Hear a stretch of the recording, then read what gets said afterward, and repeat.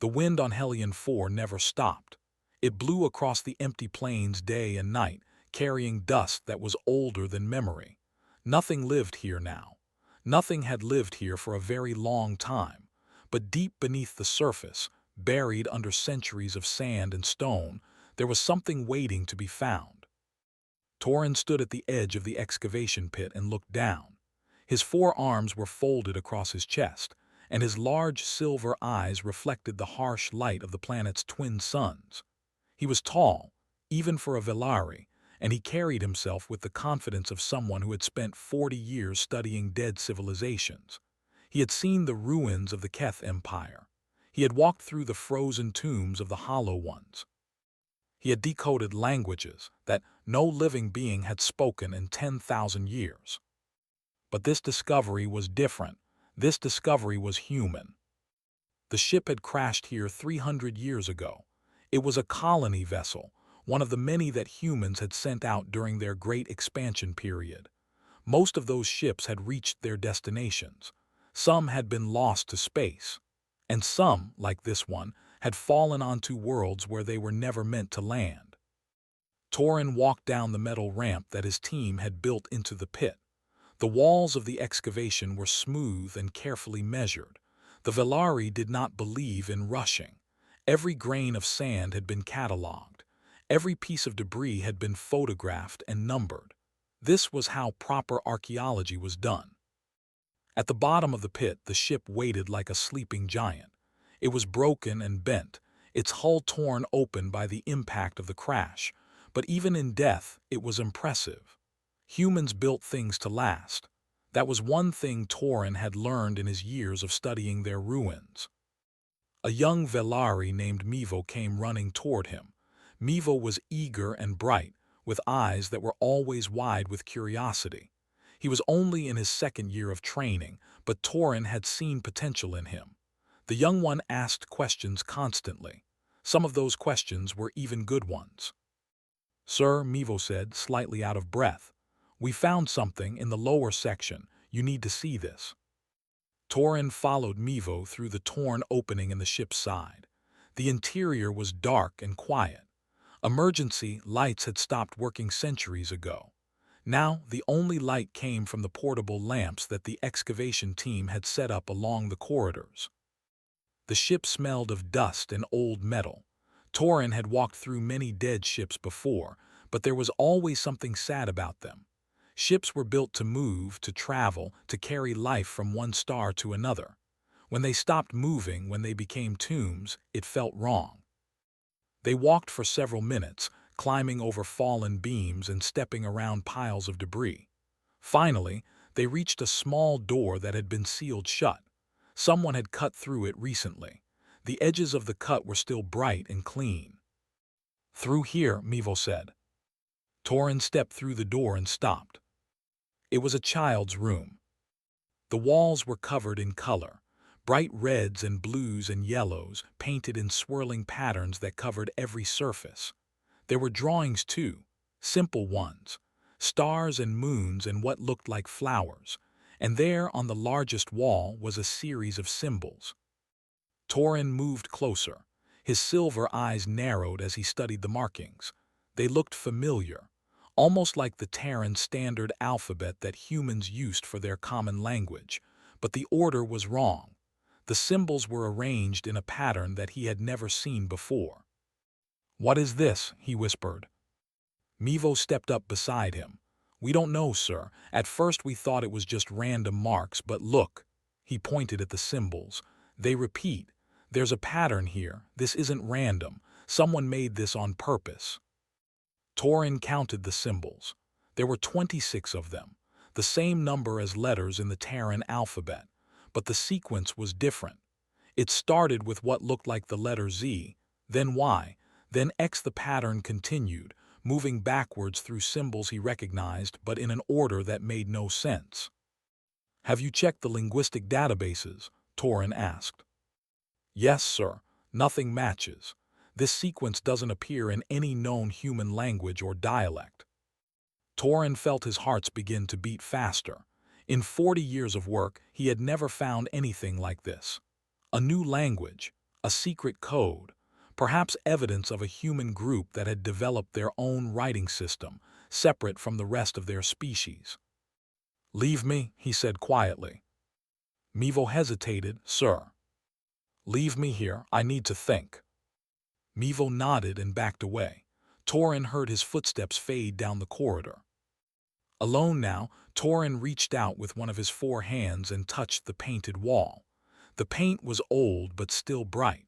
Whoever had made these marks had used good materials. They had wanted this to last. He looked around the room more carefully now. There was a small bed in one corner, the blankets rotted away to nothing. A few toys were scattered on the floor. A stuffed animal, its fabric faded and falling apart. A broken tablet that might have once played games or shown pictures. This had been a child's space. A young human had lived here, slept here, played here, and that child had painted these symbols on the wall. But why? What did they mean?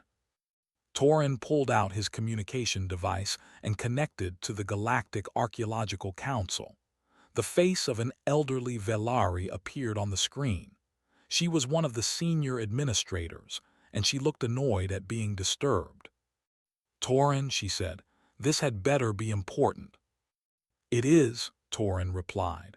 "I have found something on Hellion 4, evidence of a divergent human linguistic tradition, possibly a subspecies or a lost colony that developed independently from the rest of humanity." The administrator's expression changed from annoyance to interest. "Explain." Torin turned his device so that the camera could capture the wall of symbols. These markings appear to be a modified version of the Terran alphabet, arranged in a sequence that matches no known human database. I believe we may have discovered proof of an isolated human culture, one that developed its own sacred writing system before the colony was destroyed. The administrator was silent for a long moment. Then she nodded slowly. "This is significant. If your theory is correct, this could change our understanding of human cultural development." "I know," Torin said. "I would like to request a human consultant, someone who specializes in Terran linguistics and cultural history. I want to be thorough." "I will make the arrangements," the administrator said. "Expect someone within 3 weeks." The connection ended. Torin put his device away and turned back to the painted wall. The symbols seemed to glow in the light of his lamp. Z, Y, X, W, V, U. He did not know what they meant, but he would find out. That was what he did. That was what he had always done. He solved puzzles. He decoded mysteries. He brought light to the dark places of history. This room, this tiny space where a child had once lived, would give up its secrets. Torin was certain of it. He had no idea how wrong he was about to be. The transport ship landed on Hellion 4 just as the twin suns were setting. The sky turned orange and purple, and the endless wind grew cold. Dr. Unipark stepped off the ship and pulled her jacket tighter around her shoulders. She had read the reports about this planet. She knew it was empty and harsh, but reading about something and experiencing it were 2 very different things. A young Velari was waiting for her at the bottom of the ramp. He had 4 arms like all his kind, and his silver eyes were bright with excitement. He introduced himself as Mevo and explained that he was the assistant to the lead archaeologist. "Dr. Park," Mevo said, "thank you for coming. We are very grateful for your help." Yuna smiled at him. She liked his energy. It reminded her of her students back on Earth, the young ones who still believed that every old pot and broken stone could change history. "I read the preliminary reports on my way here," she said. "Torin believes you have found evidence of an unknown human writing system." Mevo nodded eagerly. "Yes, the symbols are very strange. They look like your alphabet, but the order is completely different. We have checked every database. Nothing matches." Yuna raised an eyebrow. She had been studying human languages and cultures for 20 years. She had seen many things that seemed mysterious at first, but turned out to have simple explanations. She tried not to make judgments before seeing the evidence herself. "Take me to Torin," she said. Mevo led her across the dusty plain toward the excavation site. The walk took about 15 minutes. By the time they arrived, the suns had fully set and the stars were coming out. Yuna looked up and saw more stars than she had ever seen before. There was no light pollution here, no cities, no life, just the cold, clear sky and the ancient ship buried in the ground. Torin was waiting for them at the edge of the pit.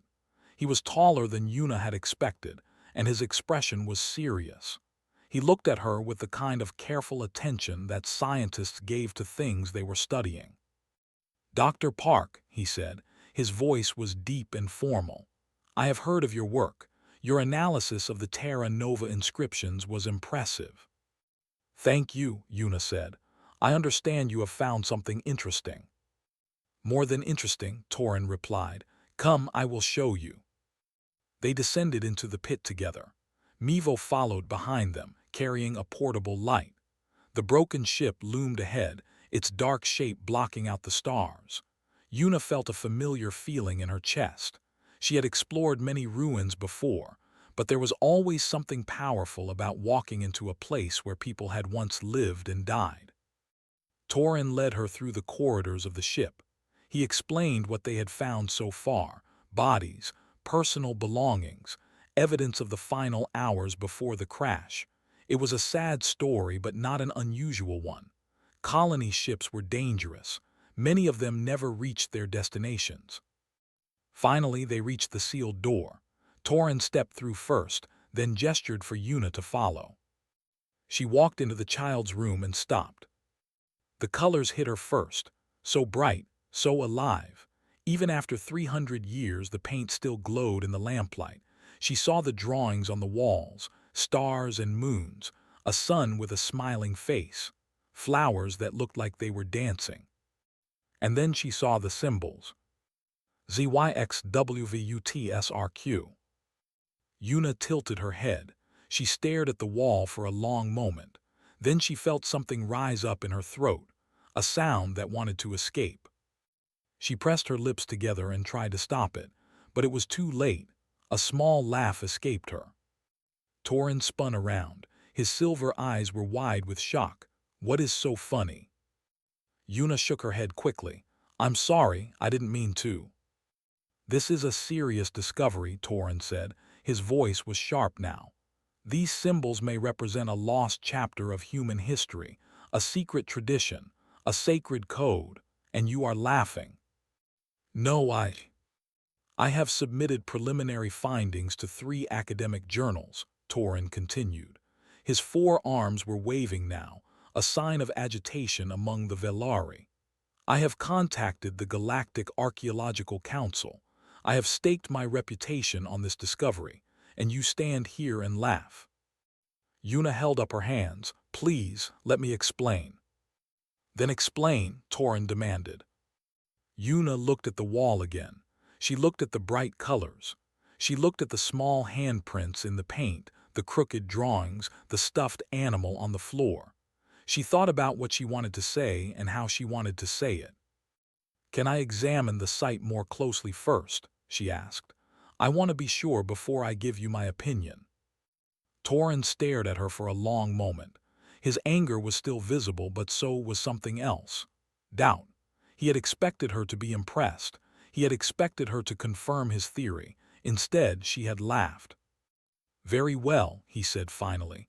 "You may examine the site, but I expect a full report by tomorrow morning." He turned and walked out of the room. Mevo hesitated, looking between Yuna and the doorway. Then he followed his teacher, leaving Yuna alone. She stood in the center of the child's room and looked around. The paint on the walls, the scattered toys, the small bed. She could almost imagine a child here, a small human, laughing and playing while their parents worked somewhere else on the ship. She knelt down and picked up the stuffed animal. It was so old that she could barely tell what it was supposed to be. A dog, maybe, or a bear. It had been loved. She could tell by the worn patches where small hands had held it tight. Yuna set the animal down gently and turned back to the wall. She traced the symbols with her finger. ZYXWVUTSRQPONMLKJIHGFEDCBA. The alphabet written backwards. Every human child learned this at some point. It was a game, a challenge. Parents would ask their children to recite the alphabet in reverse order. Some children memorized it. Some children wrote it on paper. Some children painted it on their bedroom walls in bright, happy colors. Una felt her eyes grow wet. This was not a secret code. This was not a lost language. This was not evidence of a divergent human culture. This was a 6-year-old child painting the alphabet backwards because they thought it was clever, because their parents told them to practice their letters, because learning was supposed to be fun. She looked around the room again. The drawings made more sense now. The stars and moons were not religious symbols. They were just stars and moons, the kind of things children everywhere like to draw. In the corner, half buried under debris, she noticed a picture frame. She picked it up carefully and wiped the dust from the glass. Inside was a photograph. A man and a woman, smiling at the camera. Between them stood a small child with bright eyes and messy hair. On the back of the frame, someone had written in careful handwriting, "The Han family, T, Sara and little Yi." Una held the photograph and looked at the painted walls. Little Yi. A child who had painted the alphabet backwards, a child who had drawn stars and flowers, a child who had lived in this room and been loved by parents who smiled in photographs, a child who had died when the ship crashed. Una sat down on the floor. She held the photograph against her chest and cried, not for the discovery, not for the academic implications, but for a little boy named Yi who had never got to grow up. Tomorrow, she would have to tell Torin the truth. She would have to explain that his great discovery was just a child's game. She knew he would not take it well, but that was a problem for tomorrow. Tonight, she would sit here in Yi's room and remember him, because someone should. Morning came slowly on Hellion 4. The twin suns rose one after the other, painting the sky in shades of red and gold. Una had not slept. She had spent the entire night in little Yi's room, examining every mark on the walls, every toy on the floor, every piece of evidence that told the story of a child who had lived here centuries ago. When Torin arrived with Mevo, Una was ready for them. She stood in the center of the room with the photograph still in her hand. "Dr. Park," Torin said. His voice was cold and formal. "I trust you have completed your examination." "I have," Una replied. "And what is your conclusion?" Una took a deep breath. She looked at Torin's silver eyes, so full of expectation and pride. She looked at Mevo, who was watching her with nervous curiosity. Then she looked at the painted wall behind her. "This isn't a religious script," she said gently. "It's not a secret code. It's not evidence of a divergent human culture." Torin's eyes narrowed. "Then what is it?" "It's the alphabet," Una said, "written backwards." There was a long silence. Mevo's mouth fell open. Torin stood completely still, like a statue carved from stone. "Backwards," Torin repeated. "Yes, ZYXWVU. All the way to A. It's the Terran standard alphabet in reverse order." Torin shook his head slowly. "That makes no sense. Why would anyone write their language symbols in reverse order? What possible purpose could that serve?" Una smiled sadly. "It's a game, a learning exercise. Human children do this. Parents teach their children the alphabet and then as a challenge they ask them to learn it backwards. Some children write it down, some children memorize it, and some children," she gestured at the colorful walls, "some children paint it on their bedroom walls." Torin stared at her. His forearms hung at his sides motionless. "A game," he said flatly. "Yes. You are telling me that these symbols, which I have spent 3 weeks studying, which I have reported to the Galactic Archaeological Council, which I have submitted to academic journals, you are telling me they are a child's game." I'm telling you they are evidence of a child's life, Yuna said. Look around this room, Torin. Really look at it. Torin did not move. His eyes were fixed on Yuna's face, his expression unreadable. But Mevo looked. He turned slowly, taking in the painted walls, the scattered toys, the small bed in the corner. His silver eyes moved from drawing to drawing. The stars, the moons, the flowers, the handprints in bright paint. This was a child's space, Yuna continued. A little boy named Yi lived here. He was about 6 years old when the ship crashed. His parents were named T and Sara. They were a family. She held up the photograph. Torin glanced at it, then looked away. Yi was learning his letters, Yuna said. Maybe his mother or father asked him to practice. Maybe they made it into a game. Can you write the alphabet backwards? And Yi, being a child, decided to paint it on his wall, big and bright and colorful, because that's what children do. No, Torin said. His voice was sharp. No, this cannot be correct. No advanced species would allow their offspring to corrupt sacred knowledge systems. Language is the foundation of civilization. It must be treated with reverence from the earliest age. Yuna tilted her head. Is that how the Velari raise their children? Torin straightened his shoulders. Of course. From the moment a Velari child can hold a writing tool, they are taught to treat language with respect. Every symbol has meaning. Every mark has purpose. We do not allow our children to play games with the tools of knowledge. And if a Velari child painted on their bedroom wall, they would be corrected immediately, Torin said. Such behavior would not be tolerated. Yuna nodded slowly. She was beginning to understand. This was not just about the alphabet. This was about something much deeper, a fundamental difference in how their two species raised their young. Humans do things differently, she said. We believe that children learn best when they are allowed to explore, to make mistakes, to play. We don't punish them for getting things wrong. We encourage them to try again. Torin made a sound that might have been disgust. And you consider this effective? I consider it human, Yuna replied. Yi wasn't corrupting knowledge. He was playing with it, experimenting with it, making it his own. And his parents let him do it because they wanted him to love learning, not fear it. Mevo spoke for the first time. His voice was quiet, almost hesitant. The drawings on the walls, the stars and flowers, those are not sacred symbols either. Yuna shook her head. They're just drawings, things that Yi liked, things that made him happy. But they are so beautiful, Mevo said. Someone took great care to make them. A 6-year-old boy, Yuna said, taking care to make his room beautiful, because that's what children do when they feel safe and loved. Torin had been silent for several minutes. When he spoke again, his voice was quieter. Some of the anger had faded, replaced by something that looked almost like confusion. I have studied human ruins for many years, he said. I have read your histories.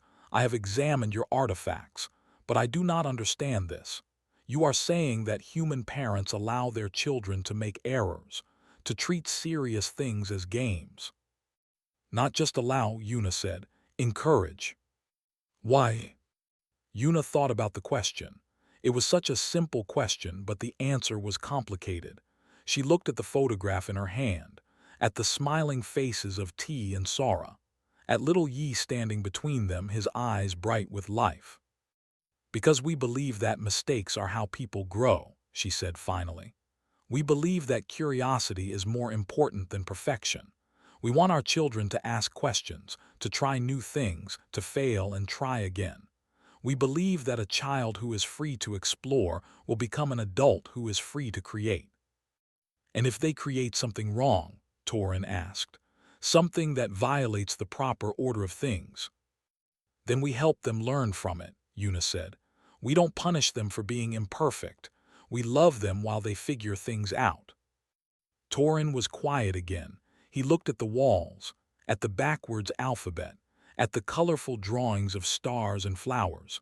For the first time, his expression seemed less certain, less convinced that he understood what he was seeing.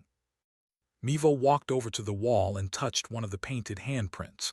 It was small, smaller than his own hand, the print of a child who had lived and played and dreamed in this room. He was happy here, Mevo said softly, wasn't he? Yuna nodded. I think so, yes. And then the ship crashed, Mevo said, and he died. Yes. Mevo looked at the handprint for a long moment. Then he turned to Torin. Sir, I think we should update our report. Torin did not respond.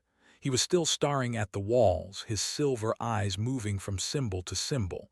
Something was happening behind those eyes. Some kind of understanding was beginning to form. But it was slow. It was difficult. Everything he believed about children and learning and language was being challenged. Yuna walked over to him. She did not touch him, but she stood close enough that he could see the compassion in her eyes. This is still a discovery, she said gently. Maybe not the one you expected, but it tells us something important about humans, about how we raise our young, about what we value. Torin looked at her. And what do you value? Yuna looked around the room one last time. At the bright colors, at the backwards alphabet, at the drawings of stars and moons made by small hands that had stopped moving centuries ago. Freedom, she said. Creativity. Love. The belief that every child deserves to paint on their walls and learn the alphabet backwards and make beautiful mistakes. She turned and walked toward the door. Then she stopped and looked back.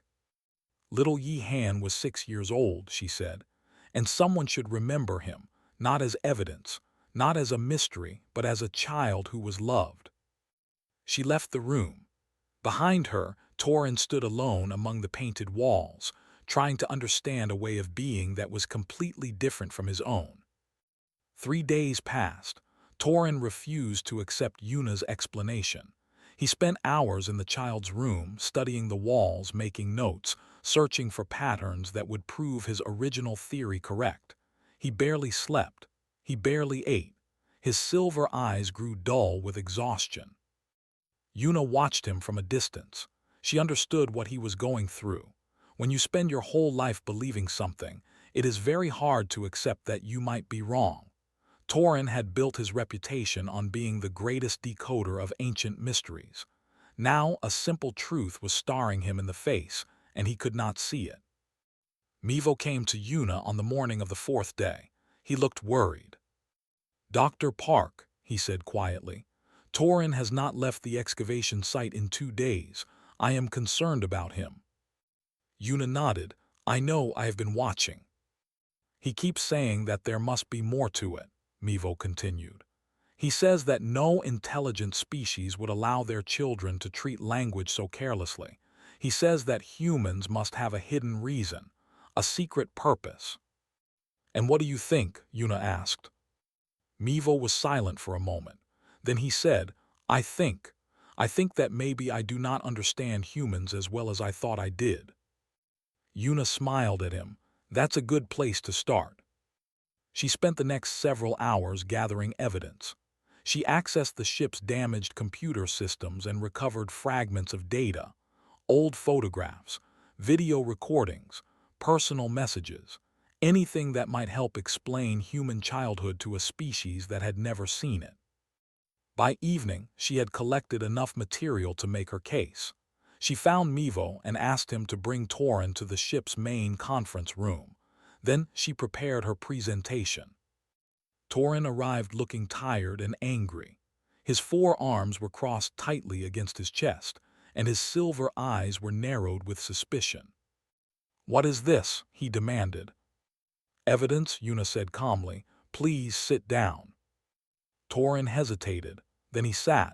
Mevo took a seat beside him, his expression curious. Yuna activated the holographic display. The first image appeared in the air between them. It was a photograph of a classroom full of human children. They were smiling and waving at the camera. Behind them, the walls were covered with drawings and paintings. This is a human school, Yuna said. Children between the ages of 5 and 7. As you can see, the walls are decorated with their artwork. Torin stared at the image. Their teachers allow this. Their teachers encourage it, Yuna replied. We believe that children learn better in environments that feel creative and welcoming. She changed the image. Now they were looking at a child's bedroom. The walls were painted with cartoon characters and rainbows. Toys were scattered across the floor. It looked chaotic and messy and alive. This is a typical human child's room, Yuna said. Notice the decoration, the colors, the freedom to create personal spaces. It looks disordered, Torin said. It looks loved, Yuna replied. She showed more images. Children finger painting. Children building towers of blocks and then knocking them down. Children writing their names in crooked letters on pieces of paper. Children making mistakes and laughing about them. Human education is not about perfection, Yuna explained. It is about exploration. We let our children try things and fail. We let them ask questions that have no answers. We let them be wrong again and again until they find their own way to be right. Mevo leaned forward. His eyes were bright with interest. But what if they never find the right way? What if they remain wrong forever? Some do, Yuna admitted. But most don't. Most children, when given the freedom to explore, develop curiosity and creativity that stays with them their whole lives. They become adults who are not afraid to try new things. Adults who solve problems in unexpected ways. Adults who change the galaxy. Torin made a dismissive sound. You make it sound like chaos is a virtue. Not chaos, Yuna said. Freedom, there is a difference. She showed another image. This one was a video recording recovered from the crashed ship's database. It showed a woman sitting at a table with a small child. The child was holding a crayon and concentrating very hard on a piece of paper. This is Sora Han, Yuna said quietly, and her son Yi. Torin leaned forward slightly. His expression was still skeptical, but something in his eyes had changed. In the video, little Yi was writing letters on the paper. His tongue was sticking out of the corner of his mouth, a sign of deep concentration. He wrote slowly and carefully, A, B, C, D. Then he made a mistake. The letter E came out backwards, looking more like a number 3. Oh no, Yi said in the video. His voice was high and disappointed. I did it wrong. His mother, Sora, looked at the paper and smiled. That's okay, sweetheart, try again. But it's wrong, Yi insisted. Sora put her arm around him. Mistakes are how we learn, remember. Every mistake makes you smarter. Yi looked at her with big, trusting eyes. Really? Really? Now try again, you're doing great. Yi smiled and picked up his crayon. He tried again. This time the E came out right. I did it, he shouted. You did it, Sora cheered. She hugged him tight. I'm so proud of you. The video ended. The room was silent. Yuna looked at Torin. His 4 arms had dropped to his sides. His silver eyes were fixed on the space where the video had been. That is how humans raise their children, Yuna said softly. With patience, with encouragement, with love. We don't punish them for making mistakes. We celebrate them for trying. Mevo spoke up. His voice was barely a whisper. She said that mistakes make you smarter. Yes, Yuna said. We believe that every failure is a step toward success. Every wrong answer leads to a right one. Every backwards letter eventually becomes a forwards one. She looked at Torin. He was still staring at the empty air. Something was happening behind his eyes. Some kind of wall was beginning to crumble. The backwards alphabet on Yi's wall, Yuna continued, was not a mistake. It was a game. His parents probably asked him to practice his letters, and he decided to make it more challenging.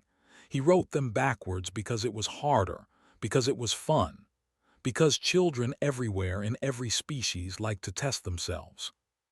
Torin finally spoke. His voice was rough. In Velari culture, a child who made such a game of language would be corrected, possibly punished. Language is sacred to us. It is not to be played with. I know, Yuna said gently, and I am not saying that your way is wrong. I am only saying that our way is different. Different, Torin repeated. He seemed to be testing the word, trying to understand it. Humans are messy, Yuna said. We are imperfect and chaotic, and we make a lot of mistakes. But we are also creative and curious, and we love our children in ways that might seem strange to other species. We let them paint on walls. We let them write the alphabet backwards. We let them be children, even when it looks like disorder. Mevo stood up slowly. He walked over to the holographic display and stared at the frozen image of Sora hugging her son. She loved him, Mevo said. You can see it in her face. She loved him so much. Yes, Yuna said, she did. Torin stood as well. For a long moment he simply looked at the image. Then he turned to Yuna. When he spoke, his voice was quieter than she had ever heard it. I have studied human civilizations for 40 years, he said. I have decoded their languages and cataloged their artifacts and analyzed their histories. But I think I never truly understood them. Yuna nodded. Understanding takes time. It's okay to learn slowly. Torin looked at her. Something in his expression had softened. The arrogance was still there, buried somewhere deep. But on the surface there was something new, something that looked almost like humility. I have been a fool, he said. Yuna shook her head. You have been a scientist. Scientists are supposed to look for complex answers. Sometimes the simple ones are harder to see. Torin was silent for a long time. Then he nodded slowly. I must withdraw my papers, he said. I must contact the council and correct my error. Yes, Yuna agreed. But there is still a discovery here, just a different kind than you expected. Torin looked at her with questioning eyes. What kind? Yuna smiled. The kind that teaches us about each other, about how different species love their children, about how the same impulses, the same creativity, the same joy of learning exists across the galaxy. She gestured at the image of Sora and Yi. This is still worth studying, not as a mystery to be solved, but as a story to be remembered. Torin looked at the image one last time, then he nodded. Yes, he said quietly, I think you are right. The weeks that followed were difficult for Torin.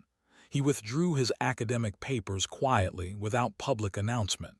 He contacted the Galactic Archaeological Council and explained his error. He expected anger. He expected ridicule. He expected his reputation to be destroyed. Instead, he received something unexpected: understanding. The senior administrator who had first received his report listened patiently as he explained what had happened. When he finished, she was silent for a long moment. Then she said something that surprised him. This is valuable information, she said, perhaps more valuable than your original theory. Torin did not understand. I was wrong, he said, completely wrong. I mistook a child's game for sacred scripture. Yes, the administrator agreed. And in doing so, you revealed something important about human culture, something we did not know before. Torin waited for her to continue. We have studied humans for centuries, she said. We have analyzed their technology, their politics, their wars, their achievements, but we have not studied how they raise their children. We assumed it was similar to our own methods. Now we know it is not. Torin thought about this. You believe this discovery is still worthy of report. I believe it is worthy of much more than that, the administrator said. I believe it may change how we understand humanity as a species. After the communication ended, Torin sat alone in his quarters for a long time. He thought about little Yi, about the backwards alphabet, about the painted walls and the scattered toys and the photograph of a smiling family. He had spent 40 years studying dead civilizations, but he had never really thought about the people who had lived in them, the children who had played in their streets, the parents who had loved them and taught them and watched them grow. Now, for the first time, he was beginning to understand that history was not just about artifacts and languages and great achievements. It was about ordinary lives, ordinary loves, ordinary moments that mattered only to the people who lived them. The next morning, Torin returned to the child's room. He did not bring his recording equipment or his analysis tools. He brought nothing but himself. He stood in the center of the room and looked at the painted walls, the backwards alphabet, the stars and moons, the handprints in bright colors. He had studied these marks for weeks, searching for hidden meanings and secret patterns. Now he saw them for what they really were: a child's joy, a child's creativity, a child's love of life and color and play. Yuna found him there an hour later. She stood in the doorway and watched him for a moment. He was tracing one of the handprints with his finger, his expression thoughtful. "Torin," she said softly. He turned to look at her. Something had changed in his face. The arrogance was gone. In its place was something quieter, something almost like peace. "In Velari culture," he said slowly, "a child who painted on walls would be disciplined. Language is law, order is sacred. We do not allow our children to make such messes." Yuna nodded but did not speak. "But this child," Torin continued, gesturing at the room, "was not disciplined. This child was loved. This room was not a prison, it was a sanctuary." Yuna walked into the room and stood beside him. His name was Yi. He was 6 years old, and when his world ended, he was surrounded by colors he painted himself. Torin was silent for a long moment. Then he said something that surprised her. "I envy him." Yuna looked at him with questioning eyes. "I was never allowed to paint on walls," Torin said. "I was never allowed to write the alphabet backwards. I was never allowed to make beautiful mistakes and have someone tell me that mistakes are how we learn." He looked at the painted handprint again. I think I might have been a different person if I had." Yuna did not know what to say, so she said nothing. She simply stood beside him in the quiet room and let him feel whatever he needed to feel. After a while, Mevo appeared in the doorway. He looked nervous. "Sir," he said to Torin, "the council has sent a message. They want to know how to catalog this discovery." Torin turned to look at him. "What do you mean?" "They need to classify it," Mevo explained. "For the official records. They were going to call it unknown human script, but now that we know what it really is, they need a new classification." Torin looked at Yuna. She could see him thinking, processing, making a decision. "Tell them to catalog it as evidence of human childhood creativity," he said. "The earliest known example of interstellar art by a human minor." Mevo's eyes widened. "Art?" "Yes," Torin said firmly. "Art, that is what this is. Not a mistake, not a curiosity. Art. Created by a child who was free to express himself. Created by a child who was loved." Mevo nodded slowly. Then he turned and hurried away to send the message. Yuna looked at Torin with new respect. "Thank you," she said. "For what?" "For understanding." Torin shook his head. "I do not fully understand, not yet, but I am beginning to, and that is enough for now." The final report was released 3 weeks later. It was sent to academic institutions across the galaxy. It was translated into 100 different languages and distributed to 1,000 different worlds. The report did not focus on the ship or the crash or the sad fate of the colonists. It focused on a small room, a child's room, and the colorful marks that a 6-year-old boy had painted on his walls.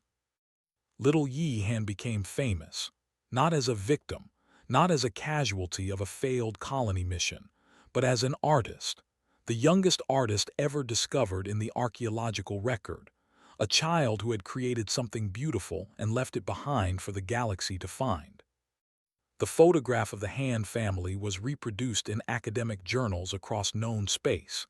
T and Sara, smiling at the camera, little Yi standing between them, his eyes bright with the joy of being alive.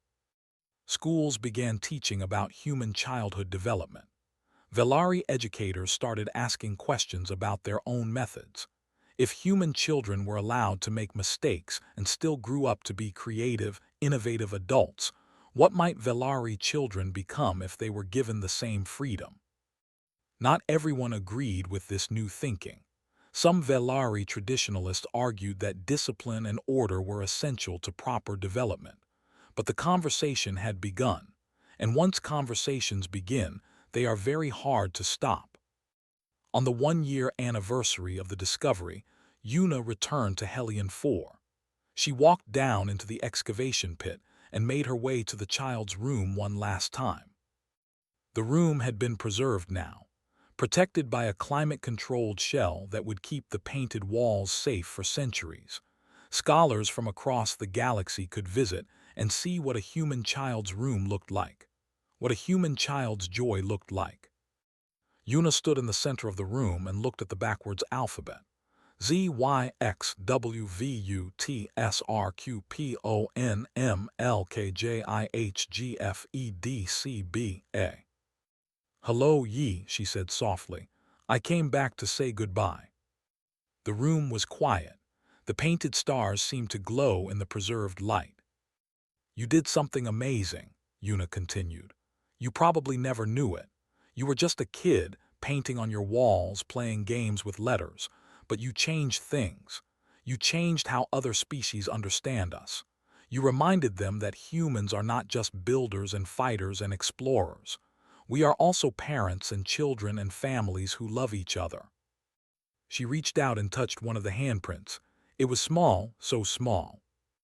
"Your parents would be proud of you," she said. "T and Sara, they raised a good boy, a creative boy, a boy who made beautiful things." She stepped back and took one last look around the room. The colors, the drawings, the backwards alphabet that had confused a brilliant archaeologist and opened his eyes to a whole new way of understanding. "Rest well, Yi," Una said. "The galaxy remembers you now." She turned and walked out of the room. Behind her, the painted walls glowed with the colors of a childhood that had ended too soon but would never be forgotten. Outside, the twin suns of Hellion 4 were setting. The sky was turning orange and purple, and the endless wind was growing cold. But somewhere, in schools and homes and academic halls across the galaxy, children were learning about a little boy who had painted his alphabet backwards. And some of them, inspired by his story, were picking up their own brushes and crayons and making beautiful mistakes of their own. That was Yi's legacy. That was what he left behind, not just paint on walls, but the idea that children everywhere in the galaxy deserve the freedom to create, the freedom to play, the freedom to be loved. And that idea, once planted, would never stop growing.